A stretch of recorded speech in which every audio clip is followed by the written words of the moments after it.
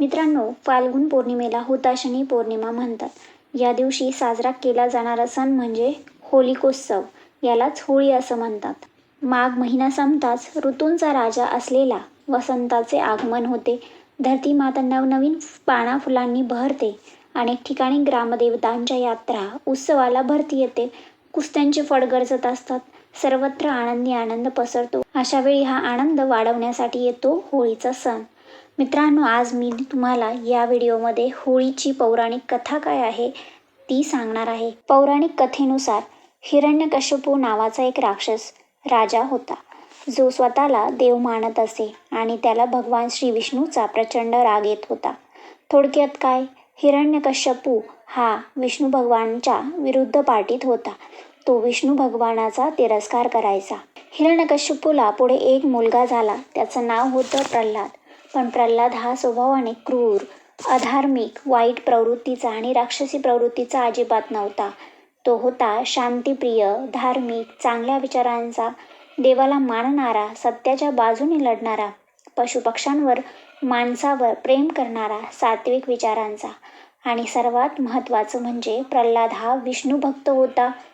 त्याच्या मुखात नेहमी भगवान विष्णूंचं नाव असे आणि हेच त्याच्या वडिलांना म्हणजे राक्षसराज हिरण्यकश्यपूला अजिबात मान्य नव्हते, कारण तो भगवान विष्णूला शत्रू मानत होता.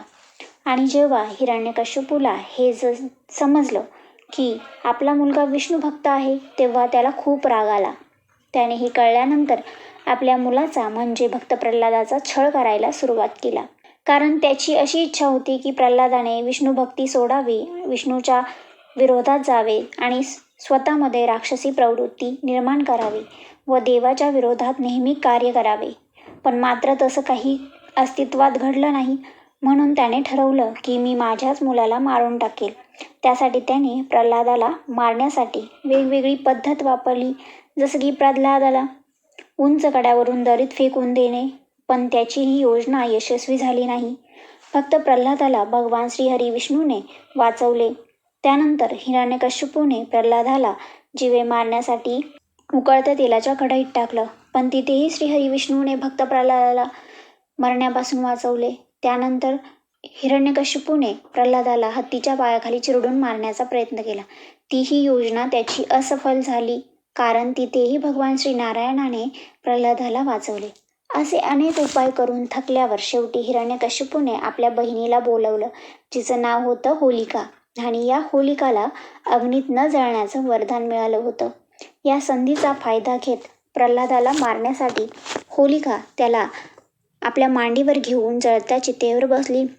त्यावेळी नेहमीप्रमाणे भक्त प्रल्हाद नारायण नारायण असं नामस्मरण करत राहिला आणि सुरक्षित राहिला.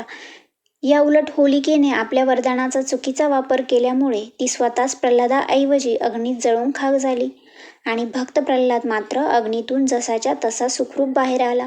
श्रीहरी विष्णूच्या शुद्ध सात्विक भक्तीने प्रल्हादाला या संकटातून मुक्ती मिळाली आणि याही वेळी हिरण्यकश्यपूचा डाव मोडीस पडला. तो हरला. सत्याचा विजय झाला. जे वाईट होते ते जळून गेले आणि जे अस्सल होते ते तापून शुद्ध बनले. या क्षणाची आठवण म्हणून होळी दरवर्षी पेटवली जाते. तीच ही कथा होळीची. होळी या पवित्र सणाच्या निमित्ताने मनुष्याने आपल्या अंगी असलेले वैगुण्य म्हणजे वाईट गुण, दोष, क्रोध, नकारात्मकता, मोह, काम, वासना यांची होळी करावी. संपूर्ण वर्षाच्या शेवटी या सर्व निगेटिव्ह गोष्टी सोडून द्याव्यात, हाच या सणाचा संदेश आहे. महत्त्वाचं म्हणजे ही कथा सिद्ध करते की देव भक्ताचे नेहमी रक्षण करतो आणि वाईट प्रवृत्तीचा नाश करतो.